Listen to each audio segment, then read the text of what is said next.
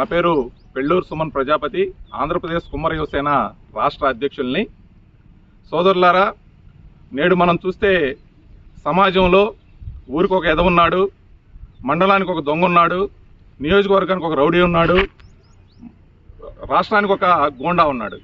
ఇటువంటి సందర్భంలో చిన్నపిల్లల్ని బయటికి పంపించి ఆడుకునేందుకు పంపిద్దామంటే ఎక్కడ కిడ్నాప్కి గురవుతారనే భయంలో తల్లిదండ్రులు ఉండే పరిస్థితి.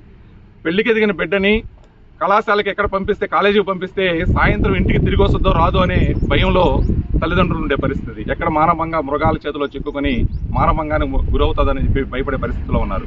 అటువంటి సమాజంలో అటువంటి ఎదవుల మధ్య, అటువంటి దొంగల మధ్య, అటువంటి రౌడీల మధ్య, అటువంటి గోండాల మధ్య, అటువంటి రేపిస్టుల మధ్య మీరు ఎక్కడ ఏ క్రిమినల్ రికార్డ్ చూసినా కూడా కుమ్మర్ల పేరు ఒక్కటంటే ఒక్కటి ఉండదని చెప్పి మేము గర్వంగా తెలియజేస్తూ ఉన్నాం. ఈరోజు ఇలాంటి మంచి కులాన్ని వాళ్ళకై వాళ్ళు స్వతంత్రం వచ్చి 80 సంవత్సరాలు గడిచిపోతున్నా ఏ ఒక్క ప్రభుత్వం కూడా కుమ్మర్ల సంక్షేమం కోసము ఏ ఒక్క ప్రభుత్వం కూడా ఒక పథకాన్ని ప్రవేశపెట్టినప్పటికీ వాళ్ళ కష్టాన్ని నమ్ముకొని, జన్మతః వచ్చినటువంటి మట్టిని నమ్ముకొని, కులవృత్తిని నమ్ముకొని, కష్టపడి శ్రమించి 4 రూపాయలు సంపాదించుకొని వారి పిల్లల్ని చదివించుకుంటూ సంఘంలో, ఈ సమాజంలో గౌరవంగా బతుకుతూ ఉంటే అలాంటి కుమ్మర్లకు సంబంధించినటువంటి ఆస్తులపైన ఈ సమాజంలో ఉన్నటువంటి కొద్దిమంది అగ్రవర్ణాల వాళ్ళు దాడులు చేస్తూ ఉండడం మరి దారుణంగా ఉంది.